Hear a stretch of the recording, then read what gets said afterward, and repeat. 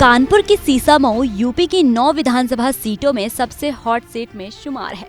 यहाँ वैसे तो सपा का बीजेपी से सीधा मुकाबला है, लेकिन शायद इस सियासी मुकाबले में समाजवादी पार्टी आगे निकल गई है, क्योंकि एक तो ये कई साल से सपा का गढ़ है, जबकि दूसरी बात अंतरकलह की है। जी हाँ, सूत्रों से पता चला है कि बीजेपी की जीत पर अंतरकलह के बादल मंडरा रहे हैं। दरअसल बीजेपी ने इस चर्चित सीट पर 2 बार हार दर्ज करा चुके सुरेश अवस्थी पर तीसरी बार नाव चला है। माना जा रहा है कि कानपुर के बीजेपी नेताओं को पार्टी का यही फैसला रास नहीं आ रहा।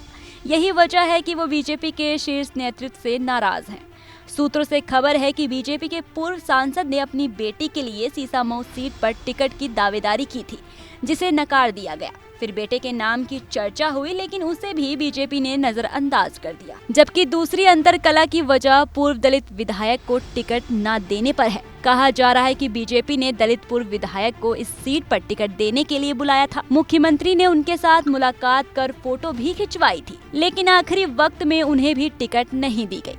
वो इस विधानसभा में दलित वोटरों का बड़ा नेतृत्व माने जाते थे। इस पर सियासी पंडितों का कहना है कि सीसामऊ में अंतरकलह से बीजेपी को नुकसान और सपा को फायदा मिलेगा, क्योंकि अपने नेताओं की नाराजगी की वजह से सीसामऊ सीट बीजेपी के हाथ से फिसल सकती है, जिससे बीजेपी का बरसों पुराना सपना फिर टूटकर बिखर जाएगा। हालांकि सीसामऊ में अपने सपने को साकार करने के लिए बीजेपी जी तोड़ मेहनत में लगी है, वहीं सपा ने भी अपनी पूरी ताकत झोंक दी है। बता दें कि कानपुर की सीसामऊ विधानसभा सीट से बीजेपी ने भाजपा प्रत्याशी सुरेश अवस्थी को चुनावी दंगल में खड़ा किया है, जिसके लिए गोरखपुर के सांसद रवि किशन ने प्रचार किया। तो वहीं सपा की तरफ से नसीम सोलंकी उनके साथ 2-2 हाथ करने को तैयार हैं।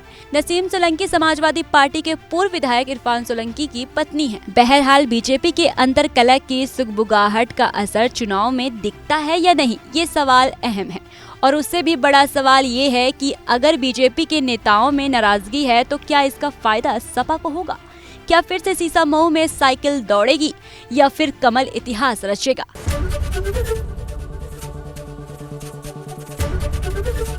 एबीपी गंगा, खबर आपकी, जुबान आपकी।